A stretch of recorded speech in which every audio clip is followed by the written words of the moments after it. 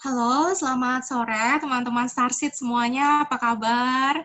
Semoga teman-teman semua dalam keadaan sehat. Assalamualaikum warahmatullahi wabarakatuh. Om Swastiastu, Shalom, Namo Buddhaya, salam kebajikan buat kita semua. Oke, hari ini kita akan membahas mengenai empat soul. Ini kayaknya banyak teman-teman yang mendaftar ini beberapanya merasa empat soul ya, makanya pada sore hari ini kita semua tertarik untuk mengikuti acara pada sore hari ini. Dan kebetulan pada sore hari ini narasumber kita ini juga seorang empat soul. Selain itu dia juga seorang indigo humanis dan dia seorang komposer atau musisian. Oke, jadi kita langsung aja kita perkenalkan Jonathan Yuen. Silakan De Jonathan supaya memperkenalkan dirinya. Terima kasih. Silakan Ya, Jonathan. oke, selamat sore semuanya. Assalamualaikum warahmatullahi wabarakatuh. Salam kebajikan, Namo Buddhaya, Shalom, Om Swastiastu. Jadi, perkenalkan, nama saya Jonathan. Tadi sudah disebut sama C. Syariah. Jadi, saya tuh bagaimana ya? Saya tuh adalah seorang, saya lebih sukanya menyebut diri saya tuh sebenarnya hanya seorang musisi aja gitu. Ya, jadi saya memang adalah orang yang sedang berkarya di bidang musik dan juga akhir-akhir ini diberikan kesempatan juga untuk terlibat dalam beberapa kegiatan sosial. Nah,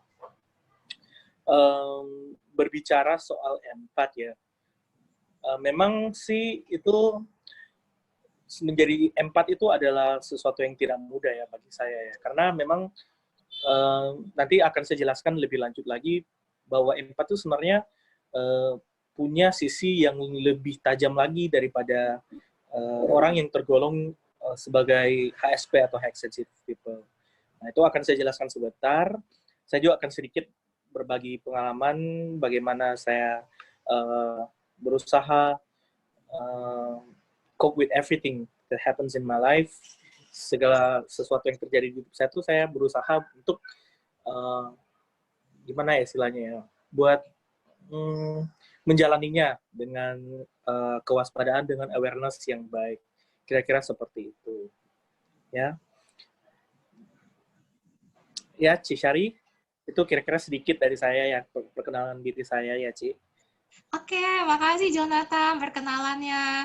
Terus bisa sebutin nggak sekarang aktivitasnya apa? Selain musisi nih kemarin, sekarang kan work from home. Terus aktivitasnya apa, kegiatannya apa? Silakan Ya, diceritakan atau dijelaskan sedikit supaya kita semakin mengenal Jonathan. oke. Silakan. Jadi aktivitas saya sekarang ini karena kita tahu ya sedang ada pandemi yang sedang terjadi, makanya memang orang-orang termasuk saya juga ya terpaksa harus dirumahkan. Namun saya juga syukurnya diberikan kesempatan untuk membantu orang-orang melalui pembagian masker, pembagian APD, dan ini sesaat lagi akan ada pembagian sembako oleh organisasi Wihara. Nah, itu syukurnya saya juga diberikan kesempatan untuk ikut turut serta membantu. Lalu juga kegiatan di rumah ya saya isi dengan ya mencoba membuat konten-konten online. Saya coba buat cover lagu dan sebagainya gitu. Nah, apalagi ya? Kira-kira itulah aktivitas saya akhir-akhir ini, Ci. Ya, berhubung dengan situasi COVID ini ya, Ci ya. Iya, thank you Jo buat penjelasannya mengenai aktivitas-aktivitasnya yang bermanfaat. Oke, kalau gitu kita langsung aja penjelasan mengenai Oke. empat. Empat itu apa dan ciri-cirinya seperti apa? Mungkin teman-teman penasaran nih, empat itu apa sih? Dan aku ini termasuk empat nggak ya? Nah, silakan Jo, mungkin bisa di-sharingkan. Nah, oke. Terima kasih, Ci. Jadi sebelum kita lebih mengenal lebih lanjut mengenai empat, kita harus tahu dulu bahwa manusia tuh punya vibrasi. Masing-masing manusia tuh punya vibrasi. Bukan hanya manusia sih, semua benda-benda energi, semua benda-benda di dunia ini itu semuanya punya vibrasi. Nah, tapi mereka bervibrasi bergetar pada kecepatannya masing-masing tergantung oleh beberapa faktor. Nah, vibrasi-vibrasi inilah yang dikenal sebagai energi, ya. Jadi energi-energi ini kemudian dipancarkan, diemit, ya, oleh anggaplah sebuah benda atau seseorang, ya, dan kemudian akan diterima oleh pihak lain, misalnya oleh benda lain, oleh orang lain. Simpelnya aja, misalnya kalau kita memetik gitar, memetik senar gitar. Nah, ketika kita berikan tenaga untuk memetik gitar itu, maka senar itu akan memberikan vibrasi yang sesuai dengan kekuatan kita memetiknya. Nah, jadi akan ada terjadi aksi reaksi antara satu energi dengan energi yang lainnya. Nah, manusia dan makhluk-makhluk lainnya termasuk binatang itu memang sudah dibekali kemampuan untuk menerima dan memancarkan informasi atau energi-energi ini, ya. Jadi makanya kita berbicara, saya berbicara seperti ini pun kan sebenarnya adalah bentuk pemancaran informasi dari saya, pemancaran energi dari saya yang akan diterima oleh teman-teman. Nah, lalu ternyata pada tahun 1994 itu ada seorang psikolog yang bernama Dr. Jean Harlow. Beliau mengatakan bahwa ada golongan beberapa orang tertentu, sekitar 20% populasi di dunia, termasuk dalam golongan high sensitivity people, atau disingkat sebagai HSP. Nah, orang yang tergolong HSP ini, menurut beliau adalah orang-orang yang punya tingkat rangsangan neurotiknya itu sangat tinggi. Jadi dia mudah terpengaruh oleh berbagai situasi di sekitarnya. Misalnya oleh suara keras, dia mudah kaget, terus dia mudah mengalami perubahan emosi yang begitu cepat. Dia misalnya dia sangat sensitif lah dengan berbagai hal di sekitarnya gitu. Nah, ini menurut dia adalah memang ciri khas dari orang-orang yang disebut sebagai high sensitive people atau HSP. Nah, jadi memang itu bukan kemauan dia untuk menjadi sensitif, tapi memang karena struktur otak dia itu memang ada yang berbeda, sehingga rangsangan neurotiknya dia tuh sangat cepat, sangat besar, berbeda dengan otak manusia pada umumnya. Dia sangat peka dengan misalnya suara kecil, dia tuh sangat peka. Bagi dia tuh suara kecil tuh ya istilahnya suaranya sangat besar lah gitu. Nah, lalu kemudian selain high sensitivity people, ada juga yang disebut sebagai empath. Nah, empath ini tidak dikenal dalam istilah psikologi. Jadi kalau teman-teman cari di jurnal psikologi itu teman-teman nggak akan menemukan definisi empath itu seperti apa, ya. Jadi empath ini menurut beberapa sumber yang saya baca, itu adalah golongan orang-orang yang punya sensitivitas yang sangat tinggi sehingga dia mampu merasakan subtle energi yang sangat halus yang berada di sekitarnya. Jadi dia mudah menyerap energi dari luar, dari orang lain, dari alam. Ya. Jadi dia sangat mudah menyerap itu. Ya. Namun bedanya orang yang empath ini tidak seperti HSP, orang HSP itu tidak ada masalah di otaknya, tidak ada perbedaan yang ada di otaknya, tapi memang dia sangat mampu merasakan sangat peka. Jiwanya tuh sangat peka dengan energi halus, ya. Atau yang misalnya dari kalangan Hindu mengenal sebagai prana atau Shakti, kalau dari pengobatan Timur dikenal sebagai Chi. Nah, seperti itu. Nah, lalu itu seseorang yang empath itu ciri-cirinya seperti apa? Selain yang sudah saya sebutkan tadi, dia memang sangat um, mampu mengenali, meresap, merasakan apa yang dirasakan oleh orang lain, bahkan oleh alam semesta sekalipun. Jadi ada misalnya ada tanda-tanda yang diberikan oleh alam, misalnya gunung meletus, misalnya apa, itu orang-orang yang patut kebanyakan bisa sakit, bisa jatuh sakit juga, gitu, karena dia menyerap energi alam, gitu, seperti itu. Atau misalnya dia masuk ke ruangan di mana ada beberapa dari orang-orang di ruangan itu punya masalah yang sangat berat, punya kesakitan batin yang luar biasa, orang empat itu pasti akan merasakan hal itu dan akan berbalik ke dia. Ya. Jadi kalau kita ibaratkan, saya ibaratkan bahwa empat ini seperti sponge. Jadi dia sangat mampu menyerap dengan cepat energi-energi yang berada di sekitarnya. Nah, seperti itu. Nah, lalu ini saya balik lagi ke sisi psikologi. Jadi semua manusia itu pada dasarnya diberikan punya kemampuan untuk berempati terhadap orang lain, punya kemampuan untuk berada di pihak orang lain. Maksudnya dia bisa memposisikan dirinya di orang lain sehingga dia bisa merasakan empati. Pada dasarnya manusia dibekali oleh kemampuan seperti itu. Cuman masing-masing itu punya kadarnya. Jadi menurut psikologi, kadar empati yang paling rendah itu adalah narsisistik. Ya. Jadi orang yang narsisistik itu menurut dia itu seluruh dunia tuh berputar di sekitar dia. Jadi dia tidak akan pedulikan orang lain, dia tidak akan berempati terhadap orang lain. Justru orang lain yang harus berempati terhadap dia. Menurutnya seperti itu. Menurutnya dialah yang paling benar, dialah yang paling luar biasa dan sebagainya. Itu narsisistik. Ya.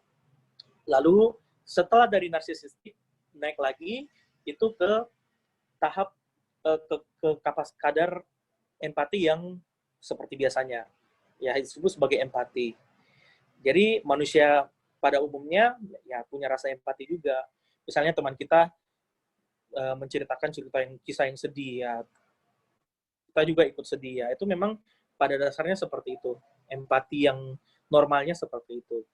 Nah, naik lagi ya tadi HSP, high sensitive people. Naik lagi dari high sensitive people, di luar dari jangkauan psikologi ada yang disebut sebagai empat. Gitu. Nah, orang-orang yang tergolong HSP dan empat itu menurut beberapa orang adalah karunia, tapi menurut orang lain juga adalah sebuah kutukan. Kenapa? Karena golongan kedua orang ini bisa sangat overwhelmed, bisa sangat menderita dengan hanya karena dia merasakan apa yang ada di sekitarnya. Jadi terkadang dia merasa sangat sakit, sangat tersiksa, seperti itu. Terutama yang empat, ya, karena kalau untuk HSP saja, untuk orang yang tergolong HSP, dia hanya merasakan secara fisik rangsangan simulasi dari luar gitu. Misalnya karena dia dengar suara yang keras berlebihan, dia sampai sakit kepala gitu. Nah, sementara kalau empat itu dampaknya, efeknya masih jauh lebih dalam lagi. Jadi misalnya ada orang yang punya masalah sangat berat, misalnya korban perkosaan, korban pelecehan seksual sampai dia hampir bunuh diri dan sebagainya. Nah, ketika ada empat di sekitarnya dan energi negatif ini diserap oleh mereka, empat ini akan sangat tersiksa. Dia bisa menderita depresi secara tiba-tiba, bahkan ada beberapa teman-teman empat yang saya tahu bahkan hampir bunuh diri. Gitu. Dia seperti itu. Nah, lalu orang yang tergolong HSP bisa juga tergolong sebagai orang empat, ya, tapi tidak semuanya HSP itu adalah empat. Tuh. Dan tidak semua empat itu adalah orang yang HSP. Ya, jadi kalau dia HSP dan empat itu hantamannya double ceritanya. Dia udah terlalu sensitif sama stimulasi dari luar, dia mampu menyerap lagi kembali energi-energi halus dari orang lain.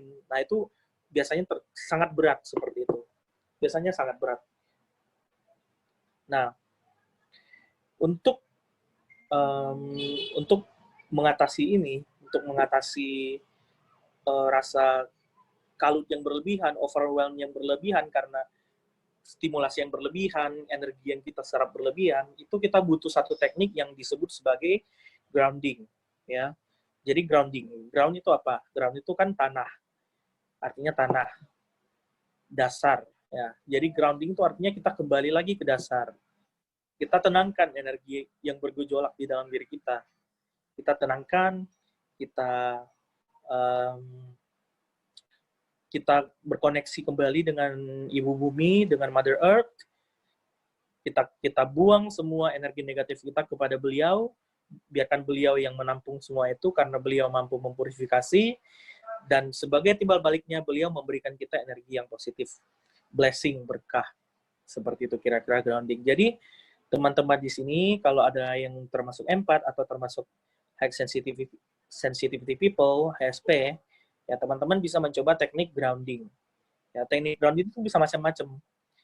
Caranya juga tidak mesti ada cara bakunya. Yang penting teman-teman bisa menenangkan diri, terkoneksi dengan Mother Earth, atau sekedar fokuslah kembali kepada nafas. Nah, itulah teknik grounding yang bisa kita pakai untuk kembali memurnikan energi kita, mempurifikasi kembali energi kita. Nah, lalu bagaimana? Misalnya ada biasanya yang bertanya, ini gimana nih? Saya kan menyerap energi itu kan bukan saya yang mau, bukan kemauan saya, tapi memang secara otomatis, ya. Itu kita harus belajar, kita harus melatih yang disebut sebagai detaching, ya. Jadi kita hanya memposisikan diri kita sebagai penonton. Jadi ketika kita sadar bahwa kita menyerap energi ini, kita tahu bahwa orang ini misalnya anggaplah dia mengalami masalah, ya. Dia mengalami masalah. Kita sekedar tahu saja, kita paham, kita berikan waktu untuk diri kita berikan waktu untuk diri kita tenang sejenak, dan kalau kita mau bantu orang itu boleh, ya, tapi kita tetap tenangkan diri kita, tetap stay calm. Kalau perlu kita melakukan grounding dulu, lalu kita balik lagi ke orang itu, kita boleh bantu orang itu. Karena jika kita tidak melakukan seperti itu, energi dalam diri kita tuh akan sangat tercampur, kacau, ya, sehingga walaupun kita mau membantu orang tersebut, itu hasilnya tidak akan maksimal, karena di dalam diri kita sendiri sudah ada rasa sedih yang luar biasa, ada depresi yang kita rasakan, jadi kita tidak bisa membantu dengan murni orang tersebut, ya. Oke. Maaf, ini tadi ada yang tanya, suaranya kecil ya. Halo, Ci Syari. Oke, nggak apa-apa, kita lanjut aja lagi ya. Nah, iya, silakan lanjut aja, Jo. Oke. Ya. Suaranya kecil nggak, Ci? Enggak, cukup bagus. Oke. Nah, jadi teman-teman di sini, menurut informasi dari Ci Syari itu ada beberapa yang mungkin tahu bahwa dirinya empat, ya. Yang bisa saya beritahu ke teman-teman itu cukup teman-teman melakukan grounding, sering melakukan grounding, sering bermeditasi, sering fokus dengan nafas, atau dengan kita boleh membayangkan guru kita, atau misalnya para Buddha, Bodhisattva, para malaikat, atau kepada Tuhan juga boleh. Lalu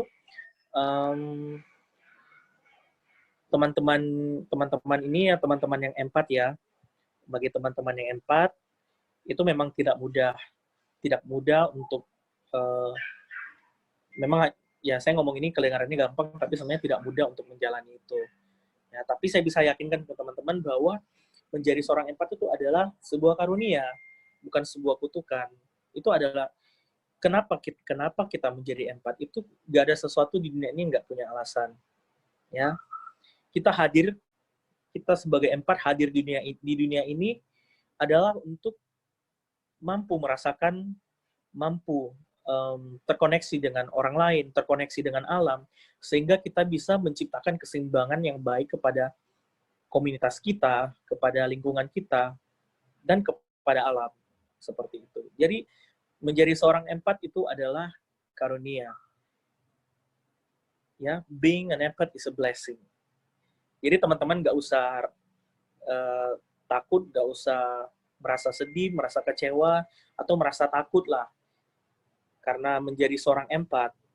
Ya, jadi tetap berada pada jalannya, tetap berada pada jalan yang benar, jalan kebaikan, dan tetap pada misi yang mulia. Nah, semua orang itu sebenarnya bisa menjadi seorang empat, ya. Kalau dalam Buddhis kita kan meyakini bahwa kehidupan kita itu bukan hanya sekarang, kita punya kehidupan yang lalu, dan kehidupan yang lalu itu sudah sangat banyak, ya. Dan setelah kematian kita di kehidupan yang sekarang, kita akan terakhir kembali di kehidupan yang akan datang. Nah, beberapa orang yang dibekali kemampuan, misalnya seperti empat, nah, itu sebenarnya adalah hasil pelatihan diri di masa yang lampau. Jadi istilahnya masih terbawa sampai sekarang, istilahnya masih kena cipratannya lah, masih kena cipratan pembinaan diri dari masa lampau. Jadi semua orang bisa memiliki kemampuan yang seperti itu, ya. Bukan hanya empat aja, bukan hanya soal empat aja. Misalnya nih, anak indigo yang bisa lihat makhluk halus, ya. Itu kan mereka adalah orang-orang yang sebenarnya dari kehidupan lampau sudah melatih diri. Sedemikian tingginya sampai di kehidupan sekarang mereka masih terbawa sisa dari pelatihan dirinya itu. Nah, makanya mereka punya kemampuan-kemampuan khusus seperti itu. Jadi, sebenarnya yang terpenting adalah yang ingin saya sampaikan, yang terpenting adalah bagaimana kita harus tetap pada jalan yang benar, ya. Pada jalan menuju kebaikan, pada jalan yang positif, ya, demi kebahagiaan orang lain maupun demi kebahagiaan kita sendiri, ya. Bukan hanya kebahagiaan yang semaksud misalnya bahagia karena dapat duit atau dapat barang dan sebagainya, tapi kebahagiaan yang sifatnya transendental, ya, kebahagiaan yang sifatnya spiritual, seperti itu. Inilah yang harus kita pupuk, karena kita sudah punya simpanan kebajikan di kehidupan yang lampau. Di kehidupan yang sekarang, marilah kita coba melatih diri, berbuat kebajikan, dan kita berharap di kehidupan yang akan datang, kita akan menjadi orang yang lebih baik lagi. Ya. Jadi teman-teman yang empat, yang termasuk empat itu, di kehidupan sekarang adalah waktu yang sangat bagus untuk kita kembali melatih diri kita, kembali tetap strike pada jalan kita. Sekali lagi, tetap pada jalan kita, pada misi kita untuk membantu orang lain, membantu makhluk lain, mengembalikan keseimbangan alam, melakukan healing, dan sebagainya. Ya, itulah tujuan utamanya seperti itu. Menjadi seorang empat bukan supaya kita keren-kerenan apa gitu loh. Ya, bukan karena dia keren atau apa dan sebagainya, tapi karena harus tetap pada tujuan kita yang sejati, yaitu demi kebahagiaan orang lain dan demi kebahagiaan kita sendiri secara spiritual. Nah, kira-kira seperti itu. Kira-kira seperti itu, Ci, Syari, yang bisa saya sampaikan untuk sesi sekarang, Ci. Iya. Maaf, baru pertama jadi agak gugup. Nah, sebelum kita masuk ke pertanyaan teman-teman, ini saya mau bertanya nih, kalau untuk anak-anak empat ini, mereka bisa merasakan vibrasi apa saja selain vibrasi manusia atau orang, selain itu bisa merasakan frekuensi dari apa saja. Tadi yang selain disebutkan bisa merasakan alam juga. Bisakah merasakan makhluk halus atau merasakan vibrasi pohon atau vibrasi binatang atau dan lain-lain? Mungkin Jonathan bisa menambahkan sedikit. Dari yang pengalaman saya sih, saya berbicara dengan teman-teman sesama empat juga, itu sebenarnya macam-macam. Ada yang empatnya bisa merasakan energi dari pohon, tanaman-tanaman. Ada yang bisa merasakan vibrasi dari hewan. Ada yang bisa merasakan vibrasi dari alam, ada yang bisa merasakan vibrasi dari orang sekitarnya, ada juga yang bisa semuanya, seperti itu sih. Oh, jadi nggak digorong sekaligus ya. Jadi ada beberapa yang punya spesialisasi begitulah ya. Iya, jadi makanya itu memang sudah ada kadarnya masing-masing, tergantung itu mereka di kehidupan lampau itu melatih dirinya seberapa jauh gitu sih. Jadi yang benar-benar punya kemampuan yang menyerap energi sebegitu besarnya tuh karena mereka di kehidupan lampau telah melatih diri hingga pada level tertentu sehingga mereka punya kemampuan untuk menyerap energi seperti itu. Gitu sih. Oke, thank you. Terus ada lagi nih pertanyaan. Bisa disebutkan nggak sisi positif dari orang empat ini apa dan efek samping atau sisi negatifnya biar lebih clear buat teman-teman yang empat nih. Oke. Ya. Saya bicara sisi negatifnya dulu ya, biar susah dulu baru senang ya. Jadi sisi negatifnya itu ya itu kita mudah terbawa perasaan orang lain, kita mudah menyerap energi negatif, ya kita mudah menyerap. Pokoknya kita sangat sulit kalau misalnya kita masih berada, kita walaupun seorang empat tapi misalnya masih tahap yang istilahnya masih baru kenal, masih baru tahu bahwa dia seorang empat, itu pada umumnya biasanya kesulitan dalam memfilter energi yang masuk. Jadi biasanya energi negatif pun ikut diserap masuk, makanya bisa mempengaruhi ke psikisnya dia, bisa mempengaruhi bahkan sampai ke fisiknya dia, karena mungkin dia adalah seorang HSP juga. Ya, jadi dia bisa sakit, bisa stres, bisa muntah-muntah, bisa depresi, bisa menangis sendiri, dan sebagainya. Nah, kalau sisi positifnya itu sangat banyak sekali. Menjadi seorang empat itu adalah sesuatu yang menyenangkan. Jadi kita menjadi sangat mudah untuk terkoneksi dengan orang lain.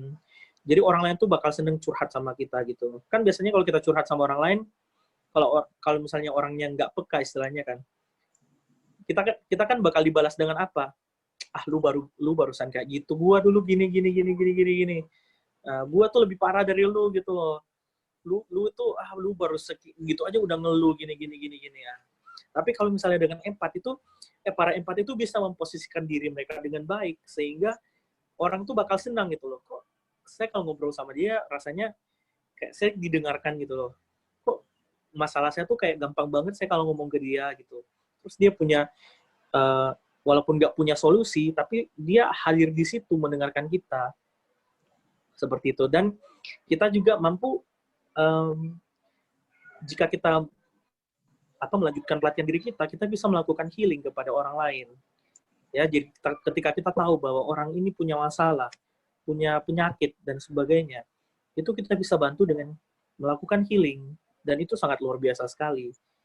Itu adalah sebuah kebajikan yang luar biasa yang bisa kita lakukan. Seperti itu sih. Dan biasanya memang para empat juga ada yang diberikan pertanda oleh alam, misalnya sebelum bencana terjadi, sebelum ada sesuatu yang besar terjadi, itu mereka biasanya diberikan tanda duluan. Seperti itu, Ci. Kalau orang biasanya kenalnya sebagai peramal ya. Nah, tapi itu sebenarnya karena mereka sudah merasakan itu jauh sebelum bencana itu akan terjadi. Karena vibrasi yang lain dari alam itu mereka sudah bisa deteksi. Ya. Karena kita tahu misalnya binatang ya.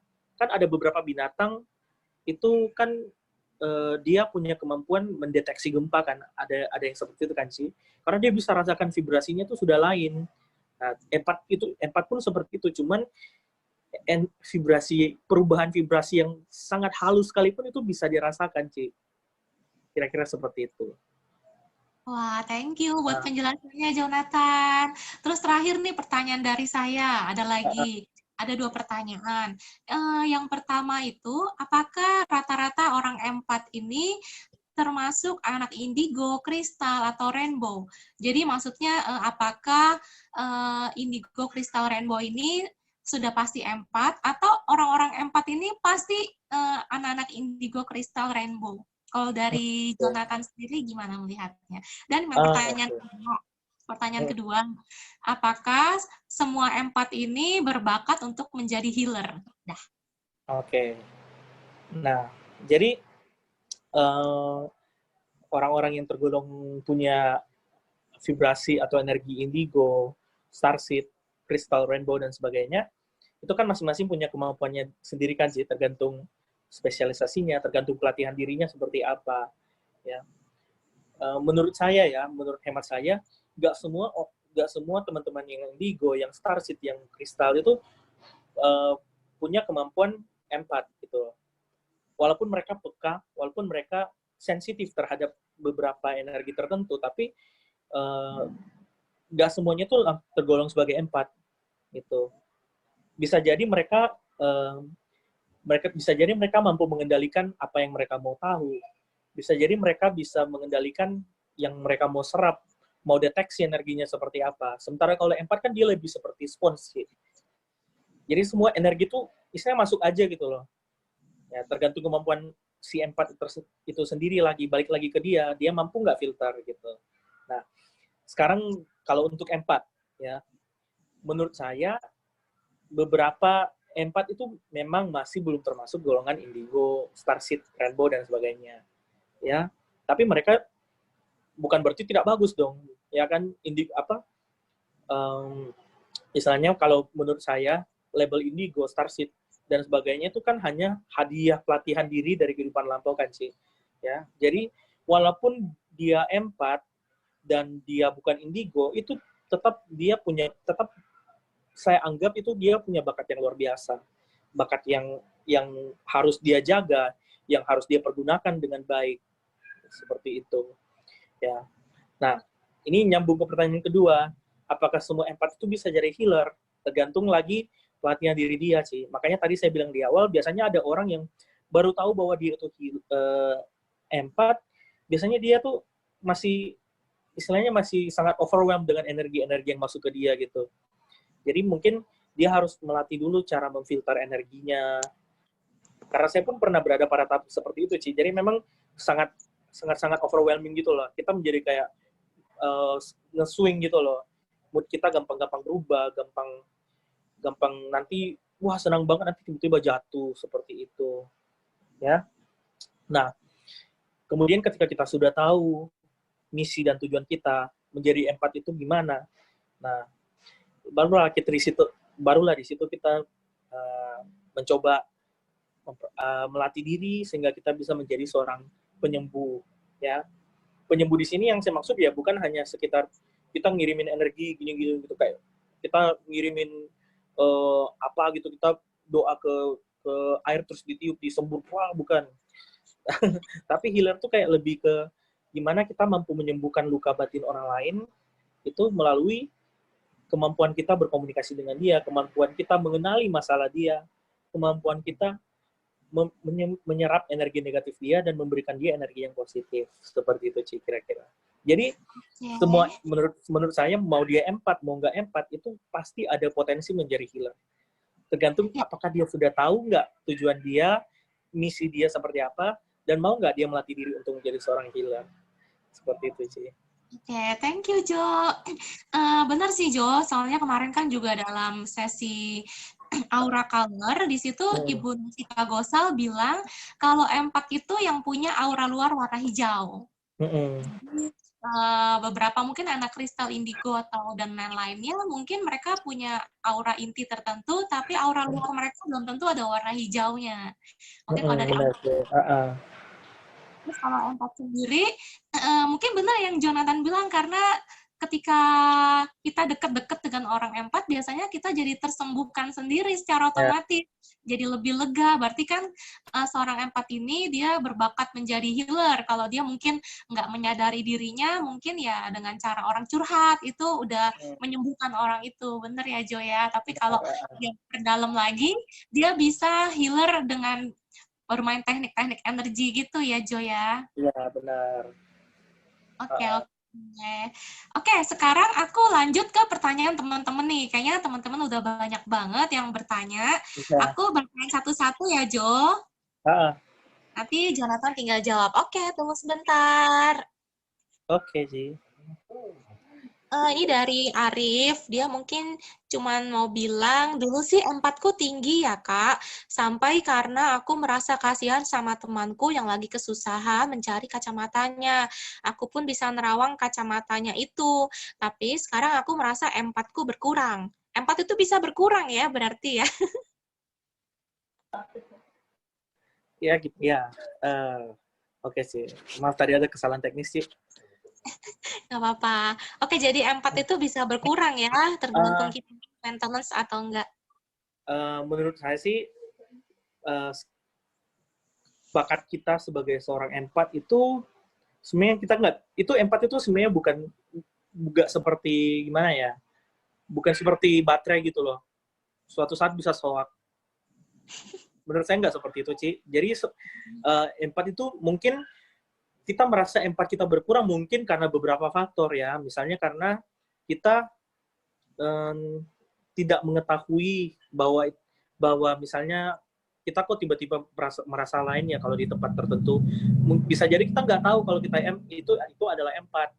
Kita belum mengenali ciri-ciri empat itu seperti apa. Kita belum tahu diri kita tuh adalah seorang empat itu. Mungkin saja karena mulai seperti itu ya kita akan timbul kebimbangan dalam diri kita. Saya empat atau enggak sih? Udahlah deh, nggak peduli deh. Nah, itu kan lama-lama kita jadi makin istilahnya nggak pusing soal mau kita empat atau enggak kan. Jadi kita ya udah kita jalani hidup seperti biasa. Makanya kita merasa kok sensitivitas saya berkurang ya karena kita meragukan diri kita sendiri karena terjadi kebimbangan. Makanya bukan empatnya yang berkurang tapi diri kita sendiri yang meragukan hal-hal tersebut. Diri kita yang meragukan kemampuan kita sendiri seperti itu, Ci. Oke, thank you jawabannya, Jo.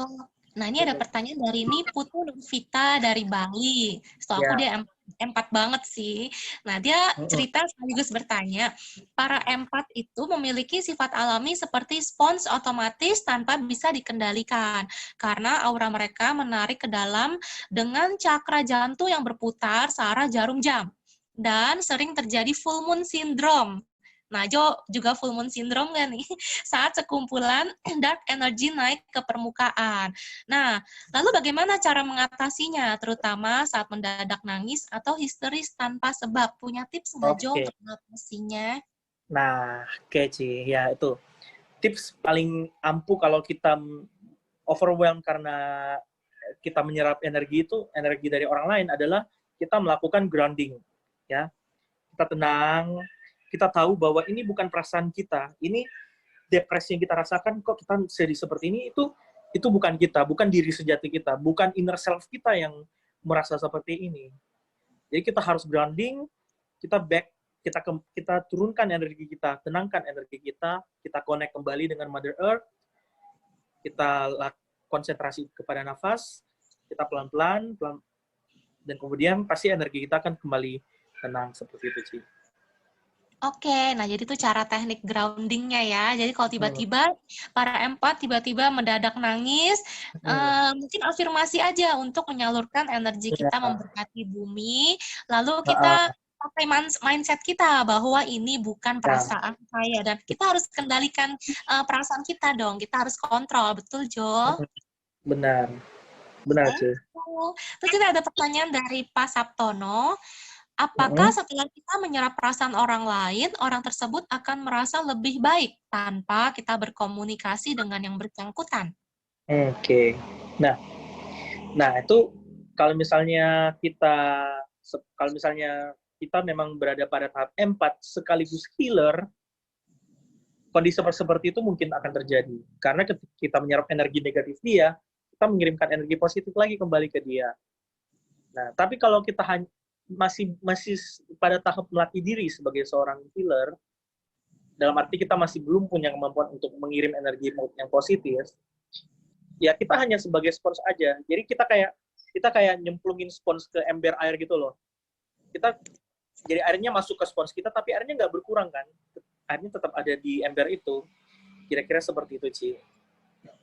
Oh, oke. Thank you, Jo. Terus pertanyaan dari Ibu Evelyn. HSP itu selain sensitif sama suara yang lain, ada lagi kah kok? Dan cara memulihkan diri saat kehabisan energi gimana? Tadi mungkin dulu HSP itu apa tadi HSP? HSP itu high sensitivity people.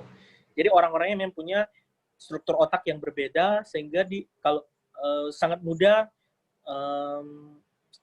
terstimulasi lah oleh faktor-faktor luar, Ci. Misalnya kalau dia dengar suara yang keras aja dia gampang banget kaget gitu loh. Gampang banget sakit gitu. Oke. Terus selain sensitif sama suara, sensitif sama apa lagi? Dia bertanya. Iya, biasanya sensitif. Pokoknya apa yang merangsang dia tuh pasti dia sensitif. Misalnya sentuhan, penciuman, rasa, pendengaran, penglihatan, itu sensitifnya seperti itu. Nah, cara untuk menenangkannya gimana? Nah, ini kalau dari sisi spiritual ya, bukan dari sisi psikologi, adalah dengan kembali lagi dengan grounding. Dengan grounding kita fokus ke nafas kita, tapi bedanya kita tidak perlu melakukan afirmasi, karena HSP ini kan sifatnya fisik. Jadi kita hanya tinggal mengalihkan perhatian kita ke hal yang lain, misalnya nafas, kita visualisasi, seperti itu, Ci. Oke, thank you buat jawabannya. Terus ini ada pertanyaan dari Ibu Yani. Dia bercerita dan bertanya, kalau saya kadang bisa merasakan ada sesuatu yang mengawasi, tapi tidak melihat, terutama di Bali. Saat teman yang bisa melihat saya terkonfirmasi kalau memang ada makhluk di sana. Apakah itu termasuk empat? Oke. Nah, jadi kalau misalnya bisa merasakan ada makhluk halus, itu belum tentu adalah empat. Ya, bisa jadi memang karena kita adalah orang yang sensitif dengan kehadiran mereka, dengan frekuensi mereka. Ya, sementara kalau empat, bedanya empat itu kita bukan hanya merasakan makhluk halus itu, kita merasakan itu makhluk halus itu sedang merasakan apa sih, Ci? Seperti itu. Jadi kalau misalnya ada kuntilanak sebelahnya kita, selain kita tahu ada kuntilanak sebelahnya kita juga tahu ini kuntilanak ini lagi sedih ternyata. Karena misalnya dia mati muda gitu. Seperti itu, Ci. Kira-kira ibarat saya seperti itu kira-kira sih. Oke, I get the point. Jadi intinya kalau empat itu dia bisa merasakan perasaan intinya karena kan cakra hijau berhubungan dengan cakra jantung atau perasaan. Makanya kita tidak hanya bisa merasakan kehadiran sesuatu, tapi kita bisa merasakan perasaan dari sesuatu itu. Bahkan kalau kita mengetahui di situ ada makhluk anak seperti itu, kita tahu dia sedih karena apa, dia ingin apa. Juga kalau misalnya kita pegang suatu pohon gitu kan, kita bisa merasakan pohon ini perasaannya gimana gitu. Jadi lebih ke perasaan sih ya nih. Betul sekali. Ini orangnya muncul nih, si Kak Adi yang kemarin sharing tentang alam, memahami tanda alam, dia akhirnya bertanya, jangan-jangan saya ini termasuk empat nggak? Karena dia kan sensitif nih dengan vibrasi alam, frekuensi alam, bahkan dia bisa mencium bau-bauan saat alam itu mau terjadi gempa atau gunung meletus. Nah, ada perubahan suhu, perubahan tekanan, dia merasakan. Apakah empat? Dan bisa jadi. Menurut saya itu bisa jadi loh, Ci. Bisa jadi itu dia adalah termasuk golongan empat sembar. Iya, betul. Iya, kira-kira seperti itu sih. Oke, berarti Mas Adi ini termasuk empat ya, karena ya, bisa kalau dari penjelasan dia sih memang cocok sama ciri-ciri empat. Iya, perasaan getaran dia ya, bisa rasakan alam ini bagaimana. Thank you. Ini ada lagi pertanyaan dari Latifah. Dia bertanya, apakah baper termasuk empat? Maksudnya dia mau tanya karena saya belum tahu dan belum paham banget tanda empat itu seperti apa. Apakah di saat di ruang luar atau masyarakat terasa seperti ramai banget? Karena ucapan yang di pikiran dan hati mereka masuk ke pikiran kita. Nah, apakah tanda-tandanya seperti itu?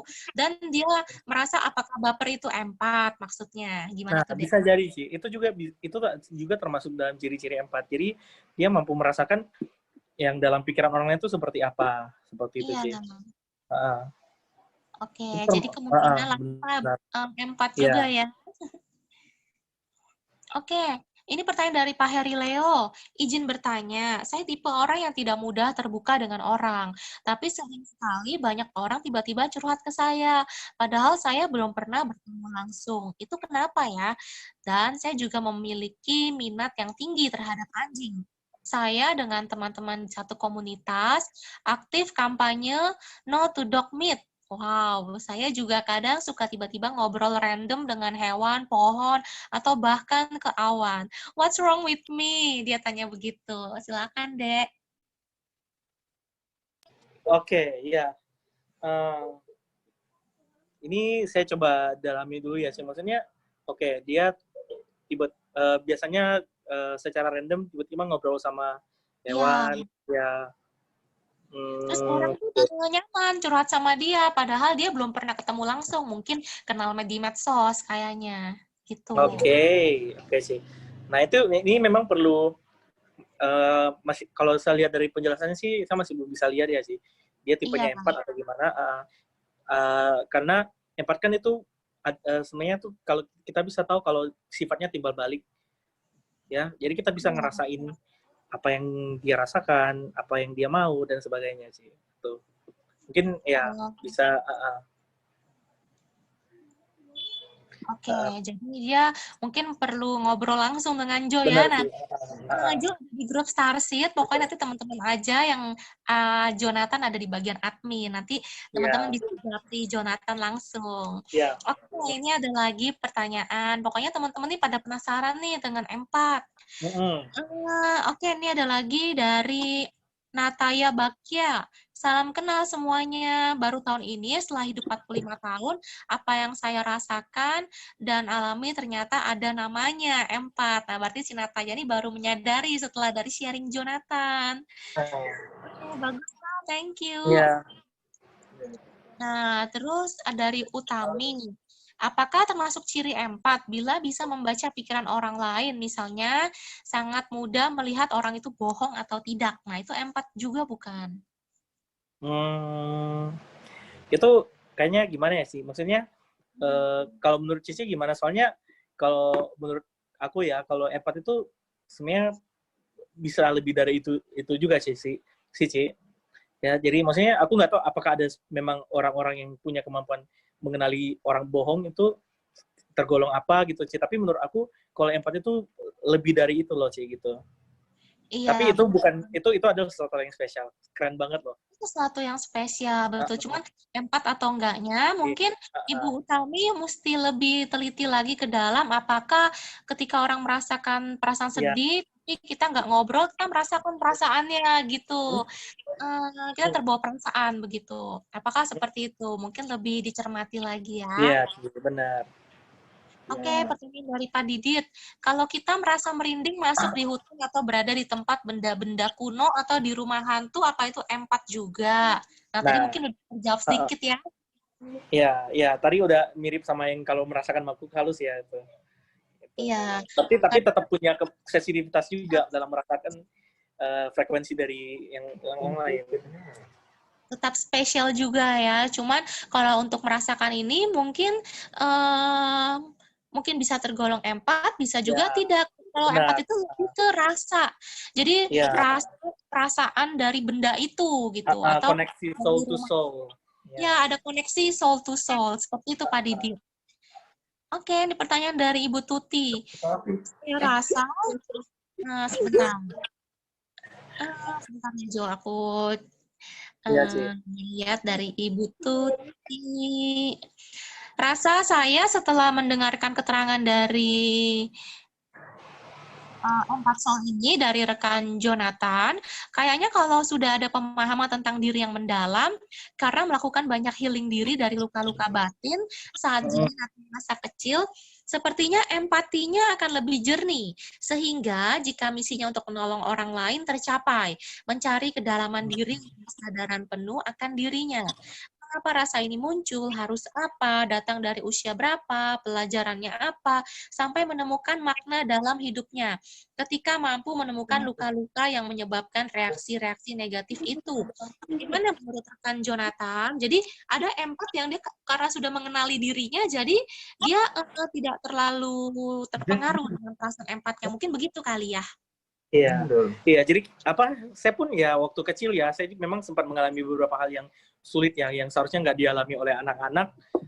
Ya, tapi ya mungkin saya juga merasa bahwa pengalaman-pengalaman yang saya alami itu juga salah satu yang membantu saya mengetahui bahwa oke, misi saya adalah bukan untuk menyakiti orang lain, tapi buat membantu orang lain. Nggak boleh membuat orang lain sampai merasa sedih dan sebagainya. Itu memang dan itu pun pengalaman yang terjadi ke kita yang buruk sekalipun itu sebenarnya kita alami itu karena ada alasan tertentu ya karena memang kita akan belajar dari pengalaman itu, Ci. Jadi bukan serta-merta kita hanya karena akibat karma buruk kita atau akibat kita kena sial, terlahir di keluarga yang nggak bagus misalnya ya, atau di keluarga yang sering bertengkar dan sebagainya, itu bukan seperti itu. Tapi karena kita dipersiapkan untuk belajar menjadi orang yang selevel di atas yang biasanya, Ci, gitu. Makanya everything is happening for a reason.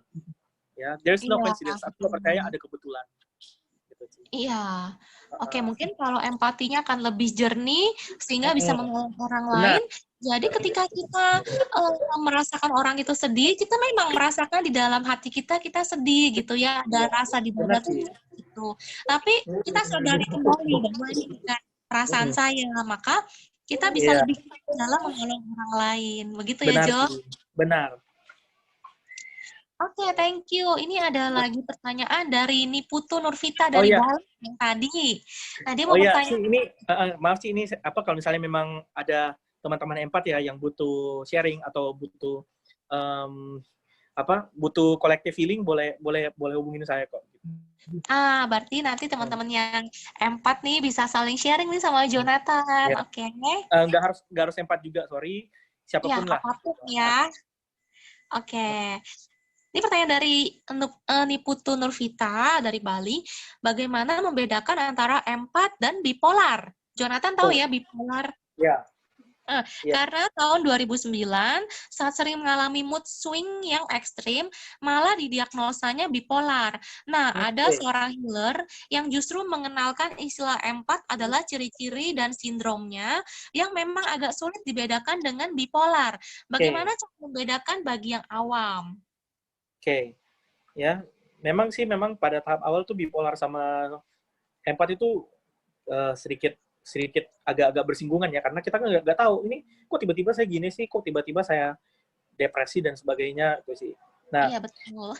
Tahap yang benar sebelum kita bukan benar, yang menurut saya bisa menuntun kita untuk kita bisa tahu apakah kita memang benar-benar empat atau kita menderita bipolar adalah kita coba kenali dulu depresi kita. Kita bicaralah sama diri kita. Depresi ini karena apa sih? Kok saya bisa depresi? Gitu. Kita cari dulu akar dari depresi ini apa. Memang awalnya nggak jelas, tapi sebenarnya ada loh, Ci. Iya, ada penyebab kenapa kita depresi gitu. kita akan tahu, pelan-pelan kita akan tahu asalnya dari mana gitu sih. Nah, dan dari situ kita mulai bisa seleksi. Karena bisa jadi juga bukan karena bipolar atau empat. Misalnya kita depresi ya karena mungkin di masa kecil kita ada mengalami sesuatu yang nggak enak, nggak bagus, tapi kita lupakan, tapi alam sadar kita masih nyatet gitu loh, Ci. Iya, betul. Jadi kayak bom waktu yang meledak dan tiba-tiba keluar sewaktu-waktu ketika ada pemicunya. Bisa jadi seperti itu. Tapi kalau dari hemat saya ya, kalau dari menurut saya, bipolar dan empat itu efeknya sama-sama mood swing seperti itu. Tapi penyebabnya beda. Kalau bipolar ini penyebabnya adalah murni dari dalam diri kita sendiri. Karakter kita sendiri yang berubah, ini karena memang saya. Tapi kalau kita empat, itu kita bukan karakter kita berubah, bukan. Tapi kita berubah karena kita tahu ini bukan perasaan saya, tidak ada penyebab apa dalam diri saya. Benar, Ci. Tapi makanya kita perlu tahu. Kita perlu kenalin dulu ya. Benar, Ci. Betul. Oke. Thank you buat jawabannya, Jo. Ada lagi dari Ika. Mau tanya, saat saya melayat orang atau teman atau keluarga yang meninggal, saya kok nggak ada perasaan sedih banget sampai bisa nangis seperti orang lain. Seperti udah sadar sendiri kalau nggak bisa ketemu mereka lagi. Jadi ya saya nggak sedih. Tapi apakah saya nggak empat ya? Apakah ini normal atau enggak ya? Tapi di samping itu banyak juga orang yang tiba-tiba bisa curcol panjang ke saya. Dan menurut mereka merasa enteng habis curhat ke saya. Nah, gimana tuh, Jo? Oke, dari segi itu ya dulu ya, kalau temannya meninggal terus dia nggak nangis dan sebagainya, dan dia merasa bahwa itu adalah sesuatu yang memang ya nggak bisa ketemu lagi dan sebagainya, ngapain ditangisin kan? Ya itu mungkin adalah salah satu itu memang salah satu kebijaksanaan yang muncul dari diri kita. Ya, itu nggak gampang loh sebenarnya, tapi memang luar biasa banget bisa menyadari hidup itu seperti apa, itu luar biasa banget. Nah, dari yang orang teman-temannya curhat ke dia, terus teman-temannya merasa enteng, ya. Nah, bisa jadi itu masih perlu, menurut saya sih masih ya, saya masih harus tahu lebih lanjut. Itu selain itu apa ada lagi misalnya? Oke, anggaplah ya misalnya cicinya tuh bukan empat, tapi dia punya kemampuan mendengarkan yang baik orang lain, dia punya kemampuan yang mampu menempatkan diri yang baik. Nah, itu juga adalah sesuatu yang bagus. Gak harus empat, itu juga adalah sesuatu yang bagus, Ci. Iya, betul. Thank you banget buat penjelasannya. Jadi mungkin ini adalah empat yang sudah bertransformasi kali ya. Kalau Benar, misalnya memang Ci. benar, dia adalah empat. Jadi empatnya ini sudah berkombinasi dengan kebijaksanaan, sehingga tidak terbawa Ada. perasaan. Betul. Oke. Jonathan, ada pertanyaan lagi nih. Halo? Ci, halo. Halo, ada pertanyaan lagi nih, Ya, Ci. Jonathan. Sebentar ya. Dari Kak Vin. Sebentar. Permisi, Kak Jonathan. Gimana caranya empat menghindar dari orang yang narsistik parah alias toksik yang ego based sekali? Terlebih seperti tidak sengaja masuk komunitas penuh orang seperti mereka. Seperti di lingkungan kerja yang tidak memungkinkan dia lepas dari komunitas tersebut. Lalu bagaimana mengkondisikan supaya tidak menyerap emosi atau energi negatif mereka yang mereka keluarkan setiap harinya? Apakah memerlukan tool, apa perlu hafalan doa seperti gimana ya? Lalu bagaimana supaya kita nggak disinisin orang seperti mereka, padahal kita hanya ingin menghindari energi mereka, bukan karena tidak menyukai mereka. Bagaimana bersikap normal kepada mereka? Nah, jadi dia mungkin menghindari orang-orang yang toxic Oke. people ini mungkin ya. Jadi ya kita kan nggak bisa menghindarin ya orang tipe-tipe orang seperti itu. Ya mau nggak mau kita pertama harus nerima dulu. Kan nerima mereka, ya udahlah mereka bersikap gitu, ya sudahlah. Mereka kadang bikin hati kita sakit, ya sudahlah, nggak apa-apa. Yang penting kita jaga jarak aja, nggak perlu sampai terikat gimana sama mereka. Kira-kira seperti itu ya sih, maksudnya walaupun memang apalagi kalau bagi empat kan berhadapan dengan orang narsistik itu kan memang sangat beban yang sangat berat kan.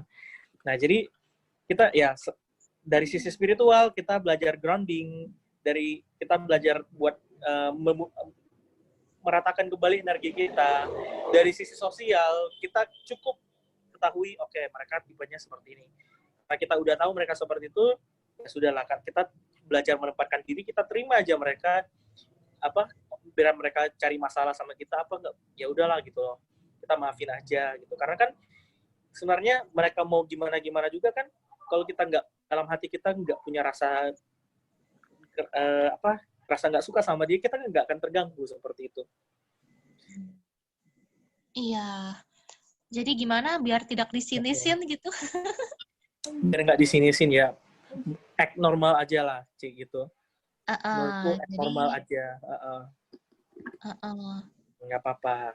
yang penting kita menyelamatkan diri kita dulu sendiri ya, Benar, Ibu. iya, diri kita dulu aja sendiri, yang lain nggak usah. Yang lain nanti aja, kita dulu. Yang penting kita kalau udah beres, ya udah baru bisa Ya, mendekati mereka lagi. benar sih. Thank you. Ini dari Ibu Fitri Agustin bertanya, awal saya tidak mengerti kenapa sering burp, terutama ke orang-orang sekitar yang kurang sehat. Ternyata menyerap energi sekitar. Grounding ternyata sangat membantu ya. Iya, sangat membantu. Iya. Jadi sekarang sudah lebih mengerti ya, kenapa menyerap energi sekitar dan bisa grounding. Oke. Ya. Terus dari Bu Yani, thank you penjelasannya. Terus Arif, iya bener kok, aku kurang pede sama kemampuanku, bahkan masih nggak percaya. Tadi Arif yang dia tiba-tiba empatnya mulai berkurang, kata dia. Oh berarti bener tadi, karena dia kurang pede, Jonathan. Halo? Iya, Ci, ya. Ya, jadi si Arif ini kurang pede, bener Jo. Benar. Oke, sekarang pertanyaan dari Charisius. Hai Jo, aku mau tanya menurut pengalaman kamu, bagaimana caranya untuk tetap dalam kondisi prima ketika di antara kerumunan orang? Aku akhir-akhir ini semakin peka dan terkadang kebablasan keserap emosi seseorang. Pernah suatu hari di sebuah meeting di Jakarta Pusat, aku nangis di tengah kerumunan dan akhirnya aku memilih pulang untuk grounding setelah meminta izin ke pembuat acara waktu itu. Thank you so much sebelumnya. Oke. Ya, selain grounding, ada lagi satu cara. Build protection. Will protection Bikin apa proteksi. itu? Bikin proteksi. Visualisasikan, bikin proteksi sesuai, misalnya sudah pernah diajarkan cara bikin proteksi, it's okay. Pakai cara itu. Kalau belum, visualisasikan ada seperti gelembung warna putih yang menutupi sekeliling tubuh kita yang nggak bisa ditembus oleh energi negatif manapun. Kita visualisasinya seperti itu. Ya, sebelum kita berangkat keluar dari rumah, kita visualisasi seperti itu. Ya, itu salah satu cara untuk build protection yang paling simple sih yang aku pernah diajarin. Oke, jadi kalau mau cara cepet tadi kalau grounding kan berarti kita mesti di rumah nih. Gimana kalau Iya. kita di tempat umum? Nah, kita cara cepetnya, shortcutnya, kita kalau saya pribadi, saya menumpangkan tangan sendiri di atas kepala, saya afirmasi dan visualisasi bahwa mulai hari ini dan seterusnya saya membuat bola perlindungan bagi saya. Terus kita visualisasikan warna bolanya. Kalau saya biasanya warna kuning keemasan. Ya, Bola benar. itu melingkupi dari atas kepala kita, dari sejengkal atas Ya, kepala benar. kita, menutupi seluruh tubuh kita seperti tubuh kita dilingkupi oleh gelembung bola berwarna kuning keemasan. Dan kita afirmasi, semoga saya dijauhkan dari yang jahat, dari yang buruk, dari energi yang tidak baik, sekarang dan selama-lamanya. Nah, kalau kita sering-sering berlatih ini akan membuat kita semakin kuat perlindungan kita juga. Karena kan ini kekuatan pikiran kita. Kita mengafirmasi diri kita sendiri. Seperti itu ya, Joy? Ya, benar, Ci. Ya. Oke, jadi seperti itu jawaban caranya. Oke. Nggak ada mantranya. Cukup visualisasi aja. Iya, pokoknya kata-katanya keluar dari mulut sendiri aja lah ya. Karena kan kata-kata adalah doa. Oke, ini dari Klesia bertanya, untuk orang empat, apakah cocok berlatih meditasi cinta kasih, welas asih? Cocok. Karena saya sering kewalahan. Kalau sudah berlatih welas asih, saya merasa masuk ke suatu kondisi yang sangat menyedihkan, sampai saya overwhelmed, takut merasa terserat dan sulit keluar karena gelap sekali dan dalam, seperti di dasar lautan. Waktu itu Bante yang mengajari saya langsung minta saya stop. Nah, jadi gimana nih, Jo? Menurut Jo? Oke. Kata kuncinya slowly, pelan-pelan aja. Pelan-pelan aja dulu. Kita meditasi cinta kasihnya pelan-pelan aja dulu. Yang penting diri kita dulu yang merasakan kebahagiaan dari cinta kasih. Kayaknya tidur di lantai gitu kan, karena saya pikir nih satu badan kayaknya banyak energinya gitu, itu nggak apa-apa ya, nggak usah pakai tangan lagi, pakai badan aja ya, satu badan tidur aja gitu. Iya, yang penting ada yang terkonek dengan Mother Earth, nggak apa-apa. Soalnya kalau tangan doang kayaknya kurang, karena banyak gitu energinya, jadi saya mesti tidur gitu satu badan. Benar. Boleh ya kayak gitu ya. Boleh. Kadang yang penting ada yang ngajarin sih, kayak ada yang ngasih tahu udah tidur aja gitu satu badan biar semuanya energinya cepet gitu lu grounding. Iya, yang penting minimal ada yang terconnect dengan Mother Earth. Ya, oke. Siap. Oke. Thank you ya. Siap, Ci. Thank you. Sekarang kita ada lagi yang mau bertanya dari Bu Astrid. Oke, silakan Bu Astrid bertanya. Sudah saya buka. Ya, makasih ya Mbak Sari. Sama-sama. Ya, halo. Ya, halo. Ya, saya mau tanya, ini kan saya punya anak umur 12 tahun. Dia itu sepertinya dia agak sensitif lewat penciuman. Jadi pernah kita waktu itu lewat di Malioboro, dia bilang, "Ma, aku takut." Saya pasti maksudnya mungkin pagel. Terus pas sampai mobil dia nangis gitu. Bilang, "Kenapa?" Dia bilang, "Ya terlalu banyak pikiran yang mau masuk." Dia bilang, "Baunya terlalu terlalu banyak bau mau masuk dalam waktu bersamaan gitu."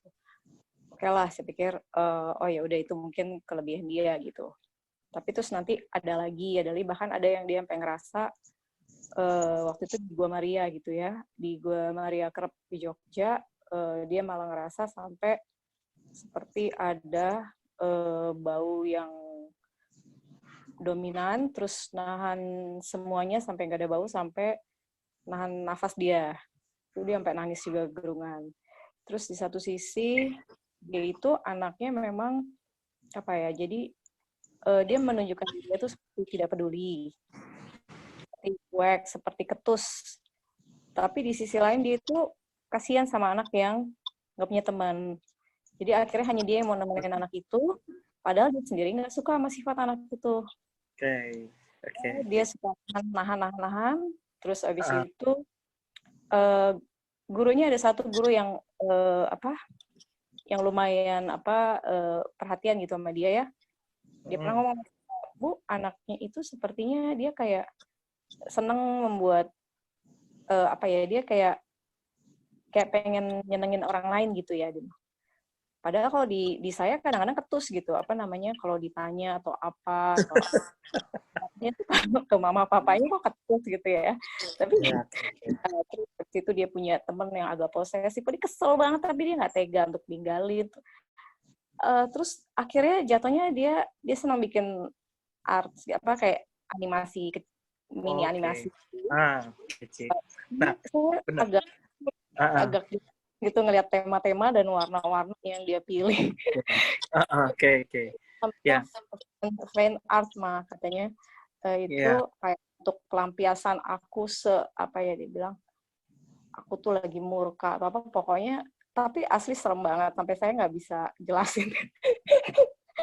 Maksudnya untuk anak sumur itu kayak serem banget itu. Jadi saya depresi di dia. Oke. Jelas nggak bisa, bingung gitu. Saya nanya psikolognya ya jawabannya gitu aja gitu. Oke. Jadi kalau aku lihat sih ya Ci ya, anaknya Cici itu secara kalau dilihat dengan ciri-ciri HSP itu sangat cocok banget. Dia kayaknya termasuk orang yang high sensitif, karena orang HSP itu kebanyakan memang rata-rata tertarik sama art, sama seni, dan memang itu gampang. Itu tadi saya lihat seperti yang saya katakan, stimulasinya tuh bisa jadi berlebihan banget, entah dari penciumannya, dari pendengarannya dan sebagainya. Mungkin di kasus anaknya Cici penciumannya sangat tajam mungkin ya. Nah, dan kemudian di sisi dia peduli sama temannya, mau nyenengin orang lain, itu saya masih perlu, mungkin Cici masih perlu observe anaknya lagi lebih lanjut gimana gitu. Apakah memang karena secara sosial dia anaknya playful atau gimana, atau memang dia memang benar-benar bisa nyerap energi dari sekitarnya seperti itu sih. Nggak apa-apa. Itu berarti menurut saya anaknya Cici itu termasuk anak yang gifted menurut saya. Mesti diapain? Oke, nggak apa-apa deh itu. Nggak apa-apa, tetap biarin dia seperti itu selama jalannya, maksudnya masih yang istilahnya nggak sampai menyimpang terlalu jauh. Itu sebenarnya bukan penyimpangan sih. Maksudnya selama dia masih playful, tidak bertindak yang gimana gitu, masih tidak ada kekerasan fisik atau verbal yang dia lakukan, mungkin hanya sekedar ketus biasa aja, mungkin karena nggak dekat sama orang tua misalnya, ya nggak apa-apa. Cici tetap bangun komunikasi dengan anaknya. Mungkin aja kalau misalnya memang anak Cici 4 itu pasti akan mudah banget Cici connect dengan anaknya seperti itu. Okay. Itu anaknya tukang curhat sekali sih, sama saya tuh curhat bisa berjam-jam gitu ya. Tapi kalau saya potong, tadi suka marah gitu. Atau misalnya saya komentarin, nak kalau bikin ini jangan terlalu serem temanya, atau kalau saya komentarin ininya dia, artnya dia tuh pasti dia marah gitu, atau pokoknya dia maunya saya dengerin aja. Jadi ya begitu.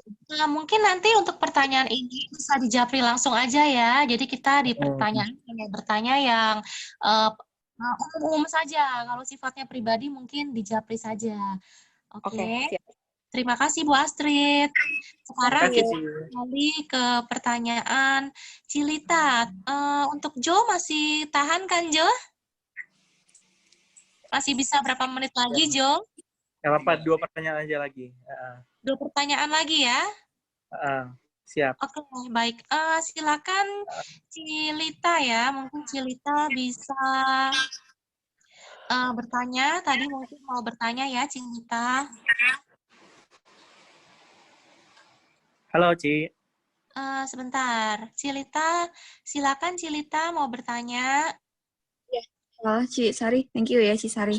Yuk, Jo, mau nanya dong, Ya. Jo.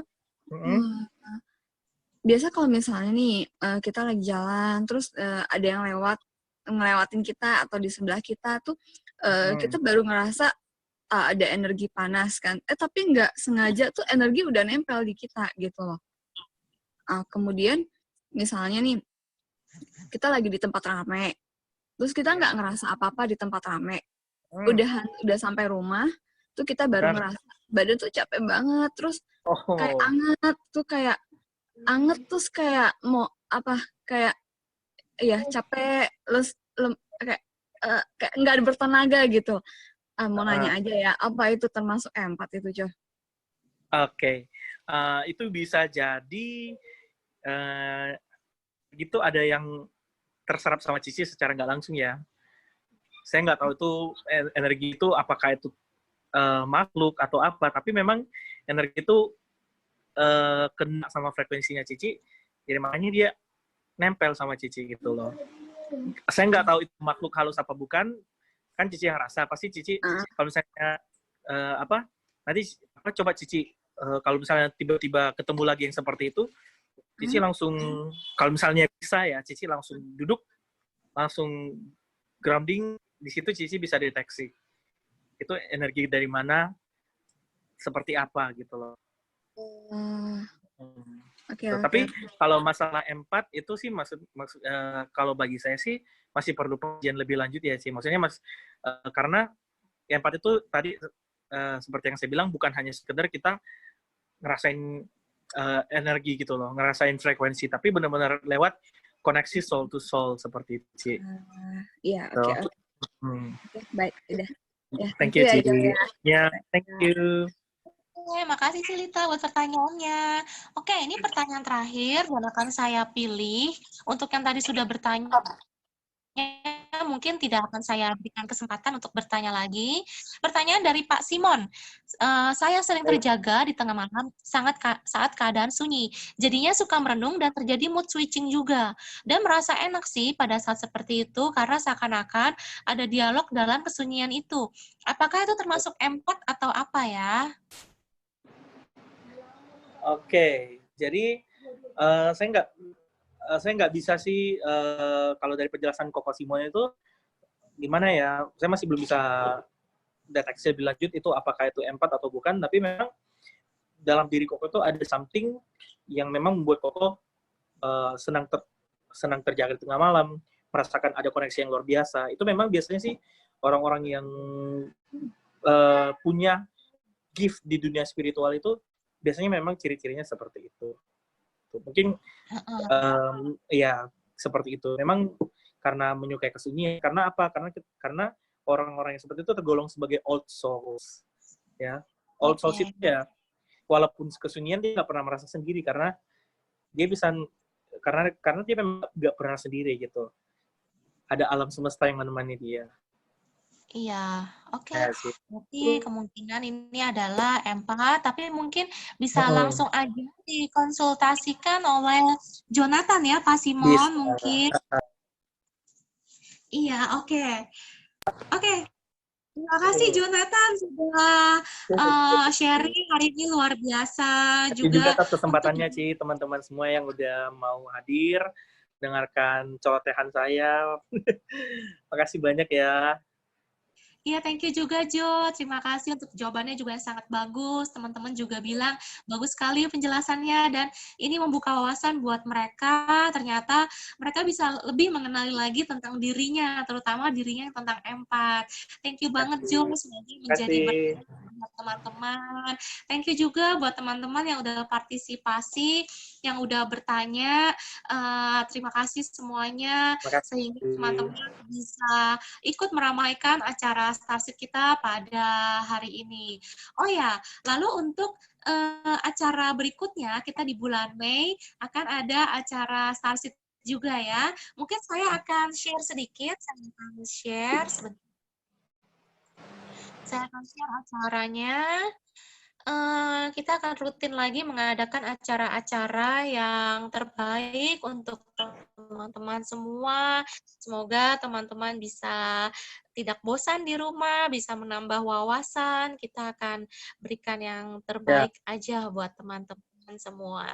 Oke, sebentar. Ini acara kita untuk next di bulan Mei.